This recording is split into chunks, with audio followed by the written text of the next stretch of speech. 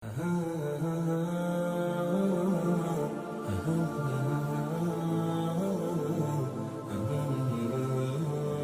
قدسی میں فرمایا گیا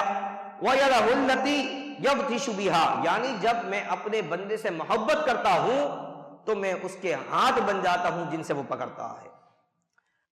خواجہ غریب نواز رحمۃ اللہ تعالی علیہ کا ایک بڑا ہی مشہور واقعہ آپ نے بھی کئی بار سن رکھا ہوگا کہ آپ نے ایک چھاگل کے اندر پورا دریا جو ہے وہ ایک چھاگل میں آپ رحمۃ اللہ تعالی علیہ کے سما گیا تھا۔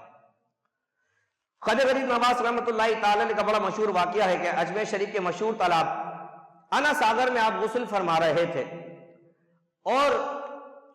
یہاں پر جو ہے وہ کفاروں کا غلبہ زیادہ تھا، کثیر تعداد میں کفار تھے۔ جب انہیں پتا چلا کہ مسلمان اس تالاب سے غسل کرتے ہیں، مسلمان یہاں سے وضو کے لیے پانی لے کے جاتے ہیں، تو کفاروں نے کیا کیا کہ اپنے سپاہیوں کو یہاں کھڑا کر دیا اور کہا کہ اب انہیں جو ہے یہاں سے پانی نہیں دیا جائے گا۔ خواجہ غریب نواز رحمۃ اللہ تعالی نے اپنے مرید کو اپنے ایک چھاگل دیا اور کہا جاؤ اور اس کو پانی سے بھر کر لے آؤ۔ جب اس مرید نے اس تالاب میں انا ساگر میں اس کو پانی کو بھرنے کے لیے ڈالا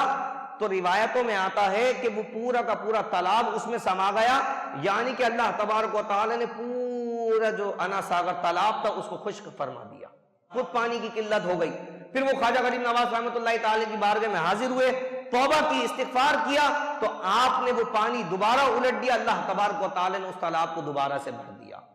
تو یہ اللہ تبارک و تعالی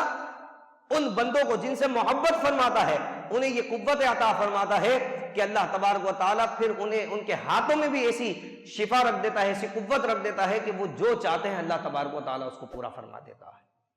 تو یہ حدیث قدسی کہ جس میں ہم نے سماعت کیا، اسی طرح پاؤں اور بے شمار اگر ہم دیکھیں خواجہ غریب نواز رحمۃ اللہ تعالی کے بارے میں آتا ہے کہ آپ روزانہ اپنے جب حجرے میں جاتے رات کے وقت آپ بیت اللہ شریف تشریف لے جاتے، وہاں طواف کرتے اور رات ہی رات جو ہے وہ آپ اپنے حجرے میں واپس آ جایا کرتے تھے۔ یہ اللہ تبارک و تعالی انہیں قوت عطا فرماتا ہے۔